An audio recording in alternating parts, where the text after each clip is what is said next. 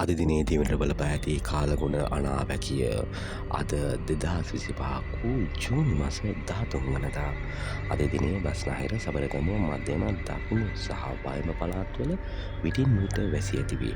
බස්නාහිර සහ සබරගමුව පළාත්වල නුවරඑළිය මහනුවර ගාල්ල සහ මාතර දිස්ත්‍රික්කවලත් ඇතැම් ස්ථානවලට මිලිමීටර් 100ක පමණ තද වැසි ඇතිවිය හැක.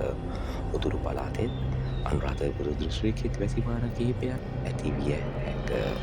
මධ්‍යම කඳුකරයේ බටහිර බෑගම් ප්‍රදේශවල උතුරුමැද බස්නාහිර සබරගමුව වයඹ සහ දකුණු පළාත්වල ත්‍රිකුණාමලය දිස්ත්‍රික්කයේදී විටින් විට හමන පැයට කිලෝමීටර් 50ක සහ 60ක පමණ තද සුළං ඇතිවිය හැක.